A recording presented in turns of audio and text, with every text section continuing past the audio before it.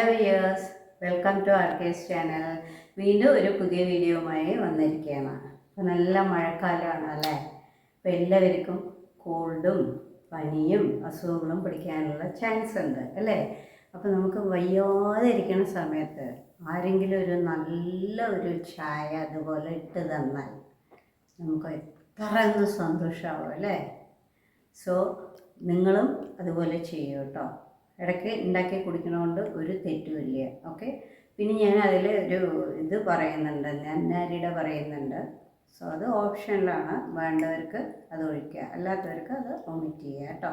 വരൂ നമുക്ക് ഈ ചായ എങ്ങനെയാണ് ഉണ്ടാക്കണം എന്ന് നോക്കാം. Okay. Hello viewers, welcome to ആർക്കേസ് ചാനൽ.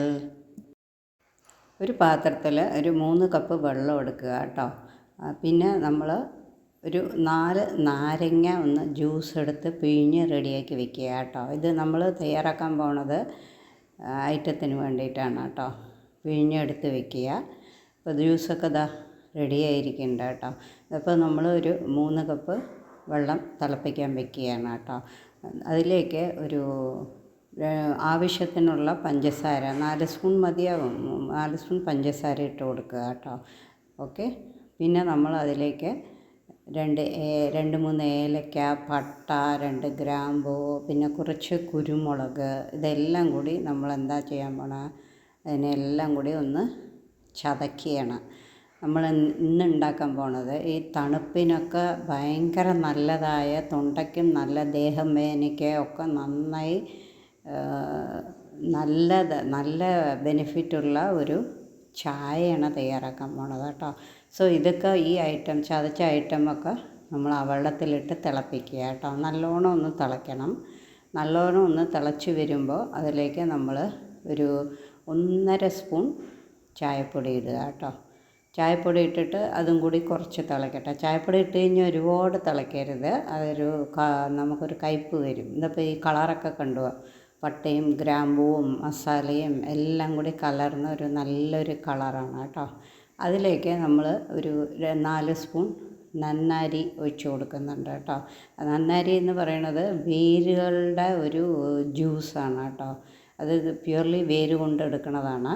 എന്നിട്ട് ഈ ചായ ഒന്ന് നമുക്ക് അരിച്ചെടുക്കുകയാണ് കേട്ടോ. സോ ഇത് ഉണ്ടാക്കി കഴിക്കുമ്പോൾ തൊണ്ടയ്ക്ക് നല്ലതാണ്. ഈ തണുപ്പ് സമയത്ത് ദേഹത്തിന് ഒരു നല്ല ഒരു ഇതും കിട്ടും. എസ്പെഷ്യലി നമുക്ക് ചെറിയ പനിയോ തൊണ്ടവേദനയൊക്കെ തോന്നുകയാണെങ്കിൽ ഇതുണ്ടാക്കി കഴിച്ച് കഴിഞ്ഞാൽ വേഗം മാറും കേട്ടോ.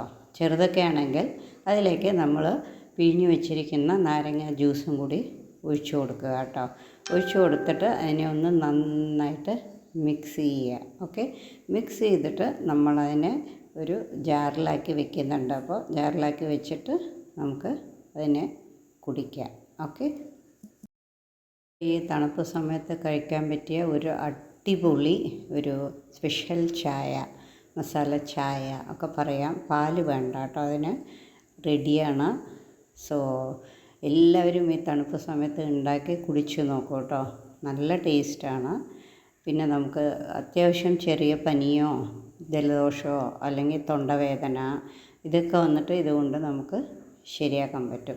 ഇതാകുമ്പോൾ ദേഹത്തിന് നമുക്കൊരു കേടുമില്ല. പിന്നെ ഇടയ്ക്ക് 2-3 പ്രാവശ്യം കുടിക്കണതുകൊണ്ട് ഒരു കുഴപ്പവും വരില്ല. ഓക്കെ. സോ ഈ ചായ എല്ലാവരും ട്രൈ ചെയ്ത് നോക്കണം. ഓക്കെ. ഞാനിതപ്പോൾ ടേസ്റ്റ് ചെയ്യാൻ പോകണം ഈ ചായ കേട്ടോ.